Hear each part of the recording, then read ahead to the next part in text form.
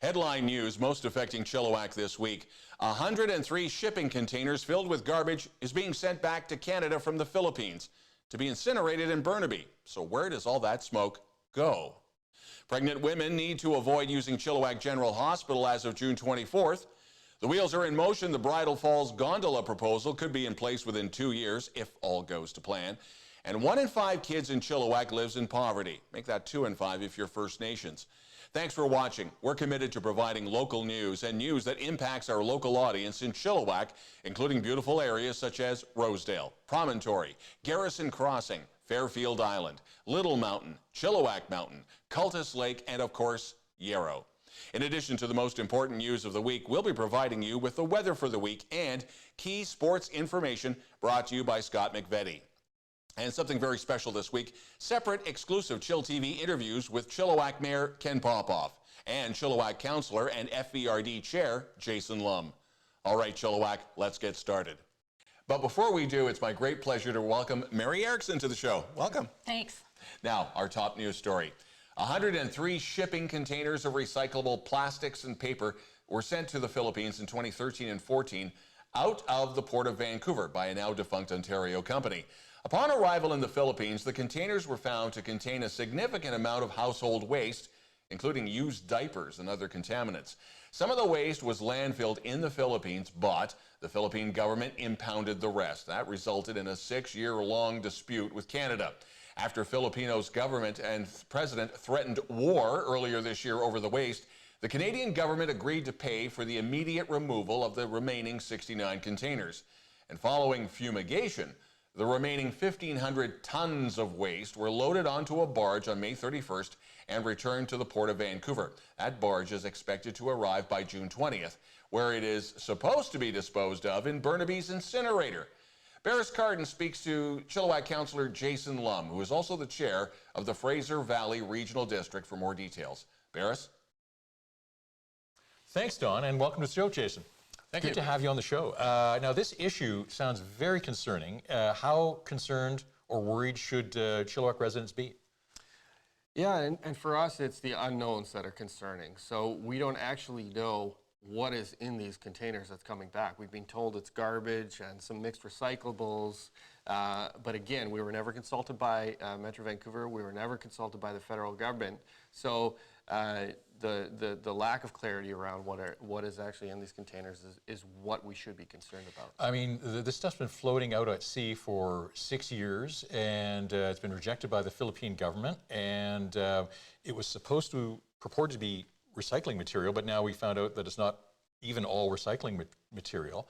So we take it to the incinerator in Burnaby. It gets burned. Does that get rid of all the material? No, absolutely not. And that's a popular misconception that when you burn garbage, it doesn't just disappear, right? In some cases, it turns into even more noxious chemicals. And in our case, down here in the Fraser Valley, that those chemicals created with combustion and garbage, they float down into the valley and we breathe it in. It lands on our crops. It accumulates in the valley and in the mountains. So that is our biggest concern and continues to be our biggest Residents that are watching this are maybe finding out about it for the first time, and they're maybe even be shocked. Is there anything that residents can do, or what do you suggest residents do about this? And this is happening very soon. I mean, we're talking next week. Yeah, again, from what we understand, those containers are set to arrive in Metro as early as next week. I mean, my suggestion, again, is we want to contact the federal government, we want to contact Metro Vancouver, we want to get a better idea of what is in those containers, and if there are any major health concerns for residents out here in the valley that we should be aware of. I mean, ideally, Fraser Valley Regional District has always supported sorting out the material and removing any proper recyclable material out of actual garbage, and we've never been a proponent of Well, no, but this is interesting, though, because I think that is probably how you would normally handle it, but if protocol is to incinerate it or bury it really deep in the ground, material coming from offshore. How do you take this material in and then recycle it safely? Is that even possible? And again, what needs to be clarified, and I believe the responsibility lies with the federal government, is what is the material? Can it be safely recycled? What are the protocols around material that is, I mean, it came from, it originated here in Canada. It spent some time over in the Philippines, was rejected, and comes back. I mean, this is a fairly unique situation. We understand that. But, I mean, some of our bigger concerns is this signaling a new, a kind of a new shift for Metro Vancouver? Are they going to start accepting international waste? Are they going to start? I hadn't even considered that. So I just thought this would be a one-off. But yeah, I mean, maybe a pattern is created now. Well, it's very unfortunate timing, too, because what you've seen from the federal government is they're starting to announce things around single-use plastic bans. We've been pushing the federal government on extended producer responsibility, reducing printed and packaging materials. So it seems to be a real step back here, and what could be a good news story, which is these single-use plastic bans and some of the work that we're doing on EPR. Well, we want to have you back on the show to talk about that, because that's an interesting subject on its own, the single-use plastic ban. But this is happening in the next several days. We'll update our audience on developments, but we wanted to thank you very much for having you on the show and able to clarify a little bit of this for us. Yeah, and I appreciate it. Like I said, our staff are tracking this very closely. We saw very little actually out in the media on this, so I actually am very appreciative of what you guys have been able to do at chillTV thank you so much. Yeah. dig some of this up, because it is a very important story, and I think the public needs to know about it. Yeah, thank you very much. And Mary, over to you. Fraser Health is asking pregnant women not to come to Chilliwack General Hospital temporarily, beginning June 24th. There is a shortfall of gynecologists and obstetricians, and that means the maternity ward is all but closed for the summer. Mums-to-be are told to go to Abbotsford, a 30-minute drive from Chilliwack, but more than an hour from Hope and the Fraser Canyon. That has not sat well with local politicians who demand that Fraser Health address the situation immediately. Chilliwack Mayor Ken Popove wondered aloud how a city of 100,000 can go without a maternity ward for delivery. Both Chilliwack MLAs and the District of Kent have sent stern letters to Fraser Health, asking them to address the situation immediately. chillTV has reached out to Fraser Health for comment. At an invite-only event for business, politicians, and the media, a presentation was made on the proposed Bridal Falls Gondola. Jason Faulkner, the man behind the idea and behind the Sea to Sky Gondola in Squamish, laid out an ambitious plan and timeline. Now, should all the necessary permits and agreements be in place, shovels could be in the ground as early as the summer of 2020, with an opening day by the summer of 2021. The gondola itself is a $17 million project, with the entire investment being $40 million. Now, in comparison, Sea to Sky was $10 million to build, the entire project $25 million. If successful, the project is planned to be bigger than the Sea to Sky gondola and to have significantly higher numbers of visitors because of the ease and access to Highway 1 and the proximity to the Lower Mainland. Chilliwack Council have once again shot down another pot store proposal. The applicant was seeking to rezone a portion of property at the corner of Yonge and Chilliwack Central Road. This was the second time they came before Council, and the results and reactions were the same. Council is not comfortable with any idea of the cannabis retailer near schools or social housing. In all, Council made it clear that future applicants review zoning requests and surrounding neighborhoods before they proceed. Back in 2017, a video was circulated on social media about animal cruelty at a Chilliwack chicken catching business. Defense attorneys for two companies charged with animal cruelty claim the video evidence that led to the charges may have been doctored, and they want to see the raw footage. Elite Farm Services Limited, the company's owner, Dwayne Paul Dewick, and Ontario-based Sofina Foods each face 38 counts under the Health of Animal regulations. Now, the video was made public by the group Mercy for Animals. The judge in this case was concerned about the arguments over the video and put the case over until July. And when we return, child poverty rates on the rise in Chilliwack.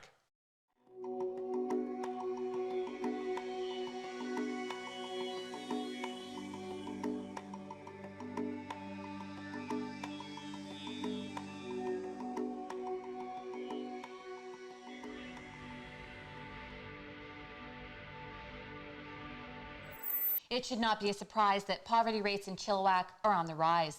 In the report to Council, the Chilliwack Social Research and Planning Council noted that the homeless count spiked over 200% from the last count. 1 in 5 kids lives in poverty, and the Indigenous children are 40% more likely to be poor. On the heels of this report comes phase 2, how to rectify the situation. So far, no timetable has been set up for that strategy. Recently, the village of Erickson Hot Springs released their 2018 report, and some of the numbers might surprise you. In 2018, total revenues increased by over $1.4 million compared to 2017. The village has a limited amount of land available for development. With the increased demand in the Fraser Valley for real estate, the village has seen an increase in applications for development of single-family and multi-family residential properties. In addition to the growth in the tax base, there was a general tax increase of 2.62% in 2018 and a projected tax increase of 2.37% in 2019. Remember the hello, goodbye, farewell to the old Chilliwack Secondary School building in 2013? Did you feel your age? Oh, yeah. Oh, yeah. Well, it's time to feel old again. Here's your chance to join in for the time of your life on Saturday, July 27th at the Best Western Hotel in Chilliwack, where you can reminisce on all things 80s. The theme is, of course, the 1980s. So feel free to dress the part or simply show up and fondly recall the days of yesteryear with your fellow grads and the big hair. What hair? There is a Facebook page set up for this information. The Chilliwack Alano Club is going through a funding crisis similar to other recovery-based non-religious organizations. Located in the heart of downtown Chilliwack, or more notably in the hood of Victoria and Nowell, the Alano Club, a nonprofit organization, keeps the doors open for a clean and sober social environment. Now, recently, the BC Gaming Association has reviewed many of these groups, including the Alano in Chilliwack, as well as Abbotsford and Kamloops. And for whatever reason, and not been made clear to the clubs nor their advocate, the Fraser Valley Charitable Community Gaming Association, they've all been audited. The concern is that the delay of major funding has caused some of these nonprofits to scale back hours or events, or in the case of Kamloops, actually consider shutting their doors. The Alano Club has now set up a GoFundMe page to try and pay the bills. And now, Scott McVetty with our sports. Thanks, Don. The Chilliwack Chiefs announced the commitment of 2000-born forward Kyle Penny from Cole Harbour, Nova Scotia. Born on July 18, 2000, Kyle captained last season's Kimball Union Academy Wildcats. He was a teammate of Chiefs commitment Arlo Merritt at KUA, and Kyle is a 6-foot-tall, 190-pound forward that brings a complete two-way game and a high hockey IQ to Chilliwack. He played defense for a large portion of the 2018-19 schedule to help his team after a player was lost due to injury. Despite playing out of position, he still put up an impressive 27 points in 37 games. Chief head coach and GM Brian Maloney says the biggest criteria for us in recruiting is character. Kyle is a player that has always come across to us as a natural leader. He is mature, grounded, and someone you want to have in your locker room. Today is an exciting day for us in Chilliwack. Kyle will report to Chilliwack ahead of main training camp in late August.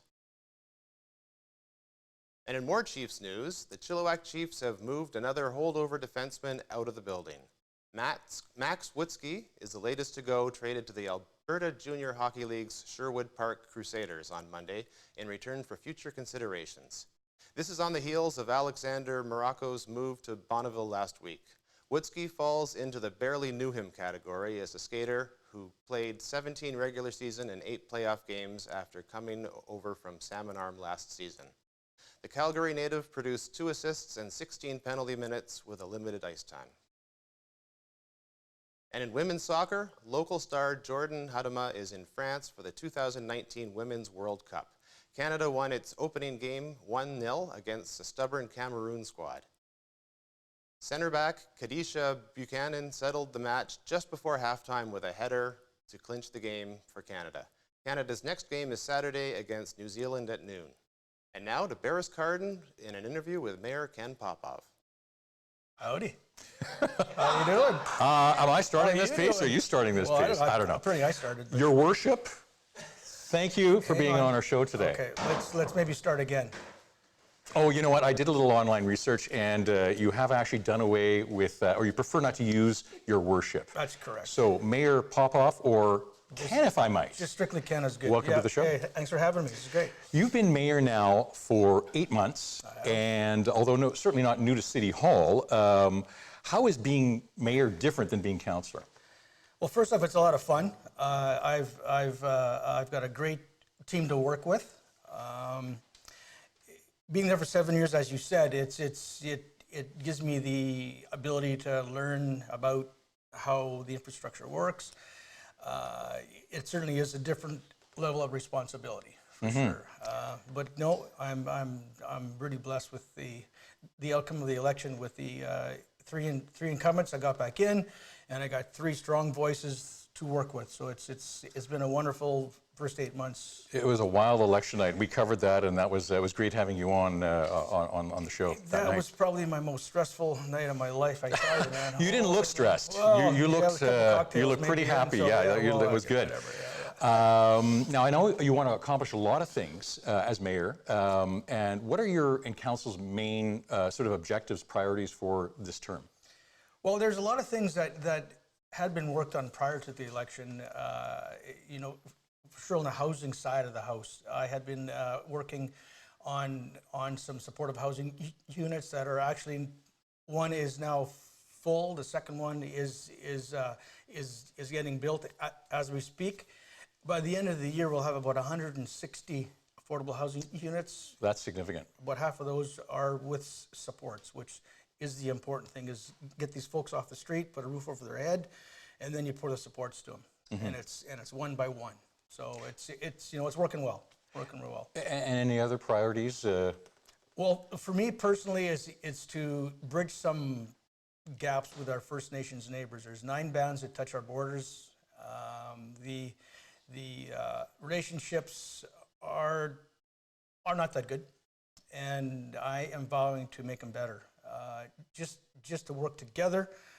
There was a big announcement the feds made a couple of months back. $45 million for 6 miles of dike, which is going to improve the economics for Squaw and Shwe Band, and of course it's going to protect our infrastructure.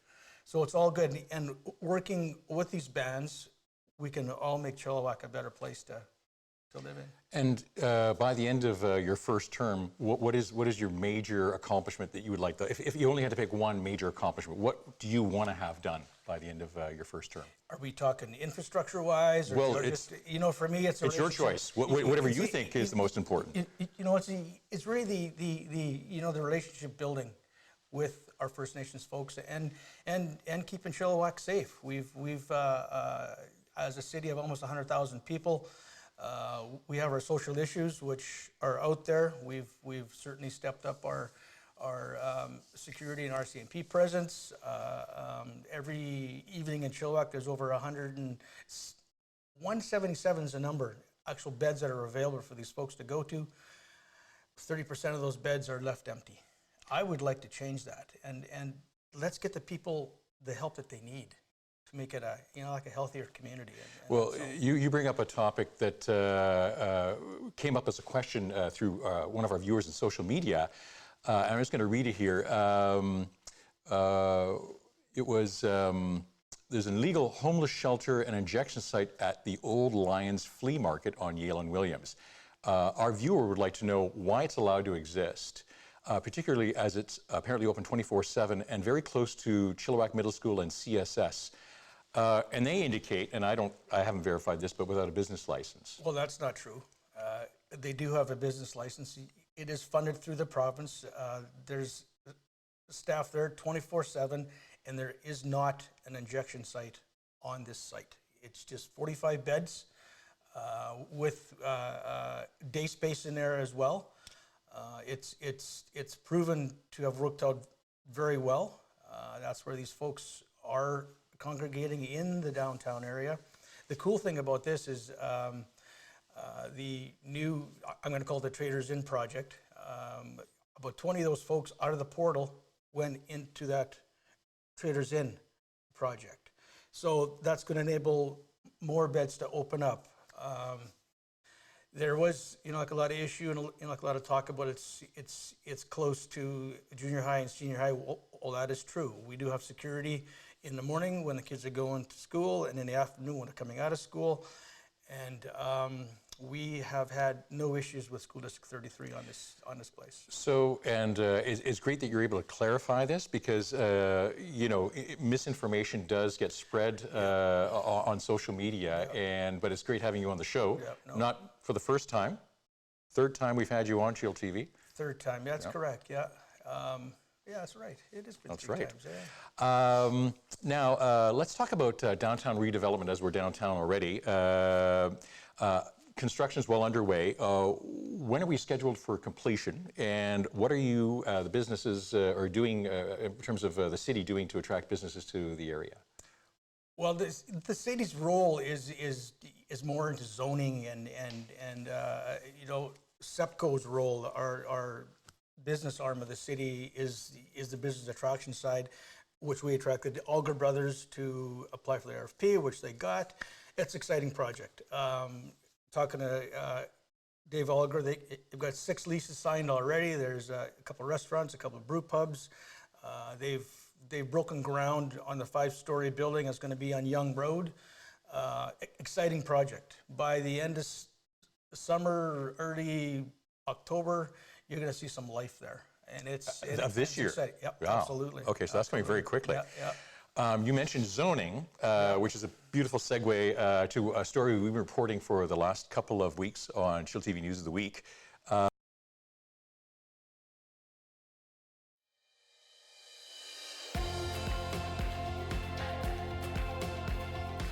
Hello, I'm Jack Karden from Pristine Foods. We're a local micro-farm in Chilliwack. My brother and I are supplying locally grown fresh living lettuce to Hofstedes.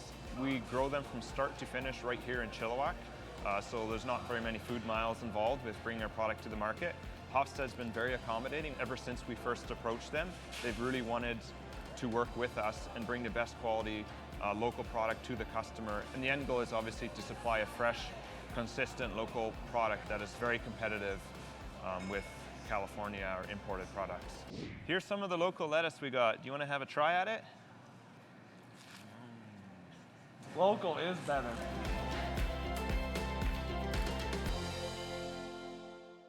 chillTV weather. Summer temperatures for June have finally arrived, and after a burst of heavy heat, we are going to settle back to normal summer temps in the mid-20s and plenty of sun. Thanks for watching chillTV's News of the Week, and thanks especially to our guests this week. First off, Mary Erickson, our guest anchor, Chilliwack Mayor Ken Popove, and FVRD and Chilliwack Councillor Jason Lum, as well as Scott McVetty, returning on sports. And Mary, again, a pleasure having you on the show this week. What have you been up to lately? Well, I'm pretty busy. I sing with the Chilliwack Harmony Chorus. I volunteer at the Cultural Center, Symphony Improv. We do improv comedy. So yeah, I've got a pretty busy schedule. Good stuff. And if you'd like to share the spotlight, even if you've never been on camera before, send us a note to news@chilltv.ca with your CV, and if you have it, links to your video. And if there's something in Chilliwack and the Eastern Fraser Valley you feel we should be reporting on, again, send us an email to the same address, news@chilltv.ca. That's the news this week. On behalf of Mary, I'm Don Lehn.